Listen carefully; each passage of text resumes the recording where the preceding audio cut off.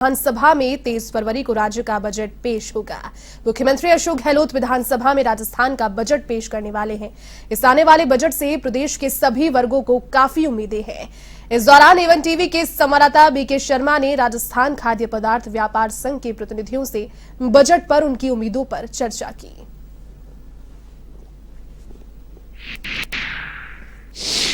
राज्य का बजट आने वाला है। मुख्यमंत्री अशोक गहलोत विधानसभा में 23 फरवरी को बजट पेश करेंगे। इस बजट पर यहां राजस्थान खाद्य पदार्थ व्यापार संघ ने परिचर्चा का आयोजन किया है और किस तरह की उम्मीदें इस बजट से हैं, इनसे जानते हैं। सबसे पहले बाबूलाल जी, क्या उम्मीद है इस बजट से? देखिए, 23 फरवरी को राज्य के मुख्यमंत्री बजट पेश करेंगे और हम ये मान के चलते हैं कि राजस्थान खाद्य पदार्थ व्यापार संघ से उठाई हुई मांगों का काफ़ी सारे समाधान होगा, क्योंकि ऐसा भी सुनने में आ रहा है कि राज्य अपने बजट, मुख्य बजट के साथ साथ कृषि बजट भी पेश करने जा रहा है। तो इनमें हमने अपेक्षाएं ये की हैं कि जैसे मान लीजिए हमारी एक तो स्टॉक सीमा है, सरसों पे स्टॉक सीमा लगाई हुई है, तो सरसों की स्टॉक सीमा का समाधान हो जाएगा और सरसों की स्टॉक सीमा से उसे बाहर निकाल दिया जाएगा। दूसरा, हम ये सोच रहे हैं कि जितने भी मंडी के जो व्यापारी हैं वो गत वर्ष ये जो 3 बिल आ गए थे उसके कारण से इन्होंने हमारी आड़त को 0.2% कर दिया था, तो उसे वापस से 2.5% कर देंगे।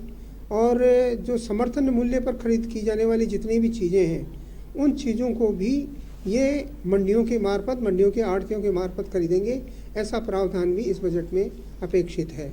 इसी प्रकार हम ये भी कहते हैं कि जैसे अगर मान लीजिए आपकी कुछ चीज़ें ऐसी हैं जो कोरोना काल दे गया है, दुख दे गया है, तो अपेक्षा की जाती है कि व्यापारी की स्वास्थ्य सुरक्षा के संबंध में कोई ना कोई पॉलिसी लाई जाएगी।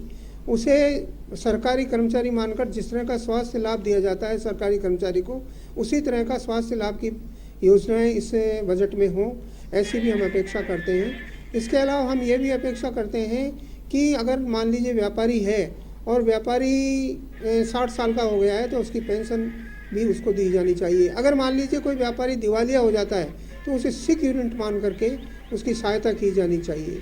इसी प्रकार ये भी कहा जा सकता है कि, और ये भी है कि मैं ये मान के चलता हूँ कि इस बजट में ये प्रावधान कर दिया जाएगा कि कोई भी उधारी अगर धोखाधड़ी के मार्फत या 420 करके अगर कोई नई फर्म खोलता है और धोखाधड़ी करके व्यापार में ठग करके व्यापारी का पैसा ले जाता है तो उसके लिए कड़े से कड़े कानून लाए जाएंगे और उसकी उधारी सुरक्षित की जाएगी। यही सब बातें इसमें की गई हैं। जहाँ तक दाल उद्योग है, हमने इस हमारी अपेक्षाओं को 2-3 भागों में बांटा है। कुछ दाल उद्योग के बारे में कहा गया है, कुछ तेल उद्योग के बारे में कहा गया है, कुछ अपने मसाला उद्योग के बारे में कहा गया है, मंडी की व्यवस्थाओं के बारे में कहा गया है। और मंडी में एक बात और है कि जितनी भी मंडी में दुकानें हैं उन दुकानों को अब मालिकाना हक कर दिया जाएगा, क्योंकि कुछ दुकानें बची हुई हैं। हमारी मांग ये रही थी कि डीएलसी की 1/4 में बाकी जो दुकानें बची हुई हैं उनको भी मालिकाना हक दे दिया जाए। तो हम ये मान के चलते हैं कि मालिकाना हक उनको दे दिया जाएगा। इस तरह से ये व्यवस्था है। और एक बात हम कृषि बजट के लिए भी हम करते हैं कि किसान और कृषि, अगर पैदावार बढ़ानी है तो सरसों की बढ़ाओ और सरसों की पैदावार इतनी बढ़ा दो कि हम जो अभी 14 लाख टन, 15 लाख टन या 20 लाख टन तेल सरसों का देते हैं तो उसके बजाय उनको 40 लाख टन तेल भारत को देने की क्षमता में आ जाए। कैसे होगा ये? तो समतल भूमि बनाने के लिए, जो अनुपजाऊ भूमि है उसको उपजाऊ बनाने के लिए इनको कम से कम किसान को 80% सब्सिडी दी जानी चाहिए। उस खेती को और आगे बढ़ाने के लिए जो अगर मान लो कोई औजार खरीदते हैं या ये इस तरह की चीज़ें खरीदते हैं तो उसके लिए भी इनको 40% सब्सिडी का प्रावधान कर दिया जाना चाहिए। ऐसे प्रयोगशालाएं खोली जानी चाहिए जिनमें जो वायु को देखते हुए, यहाँ की जलवायु को देखते हुए, पानी को देखते हुए और बीज को देखते हुए ये बताएं कि इस तरह के बीज, इस तरह की पानी, इस भौगोलिक स्थिति को देखते हुए राजस्थान में कहाँ बोए जाएं, ये वहाँ प्रयोगशालाएं बताएं। ये सब बातें हम इससे अपेक्षा कर रहे हैं। मनोज जी।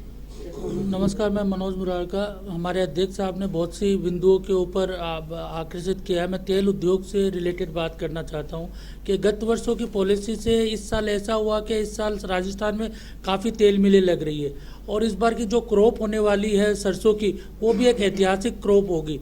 तो मेरा सरकार से यही आशा है कि वो जिस प्रकार नए उद्योगों को बेनिफिट्स दे रही है, वैसे ही पुराने उद्योगों को भी जिंदा रखने के लिए वो बेनिफिट्स उनको दे, ताकि जो इतनी बड़ी फसल हुई है उसका पूरा उपयोग लिया जा सके और किसानों को एक बेहतर भाव मिल सके।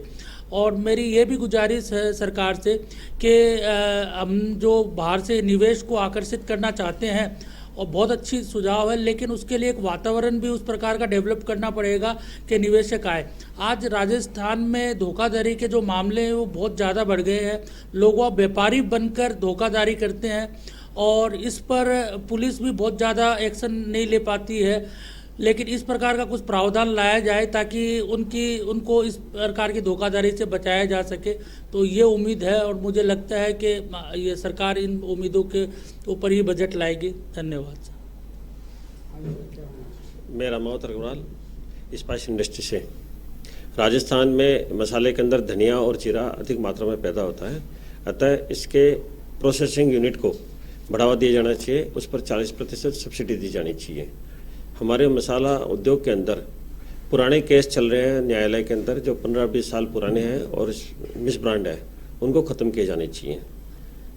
इसी तरह ऑर्गेनिक प्रोडक्ट का उत्पादन बढ़ाया जाना चाहिए।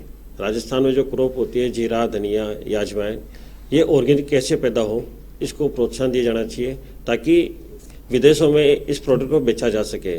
100 रुपये का प्रोडक्ट 300 रुपये में हम बेच सकते हैं, बट केवल ऑर्गेनिक खेती पर ध्यान दिया जाना चाहिए। धन्यवाद। रामचंद्र अटानी, राजधानी मंडी जयपुर। राजस्थान में पहली बार कृषि बजट आ रहा है, इससे व्यापारियों में बहुत बड़ी उम्मीद है। आधुनिक मंडियां बनेगी, व्यापार का बढ़ावा मिलेगा, मंडियों के अंदर नए नए यंत्र लगेंगे, नई नई प्रयोगशालाएं बनेगी। राजस्थान सरकार ने जो पहली बार ये कदम उठाया है, इसलिए सब व्यापारी इसका बहुत बहुत स्वागत करेंगे। इससे मंडियों में आड़तियों को आड़तें बनेगी और सरकार ये भी चाहेगी कि मंडियों के अंदर जो बड़ी बड़ी मंडियां होगी उनको पार्टीशन की भी हमने मांग करी है, उसके ऊपर सरकार हमारा जरूर से जरूर ध्यान देगी। श्याम नाटाणी, मेरा राज्य सरकार से अनुरोध है कि कृषि मंडी और कल्याण कोष 2 टैक्स लगा रखे हैं, इसमें कल्याण कोष को समाप्त किया जाना चाहिए और कृषि मंडी टैक्स ही 1% रहना चाहिए। दूसरी बात, राज्य से बाहर जो दलहन आता है उस पर मंडी टैक्स की छूट देनी चाहिए, मिल वालों को और व्यापारियों को, दोनों को।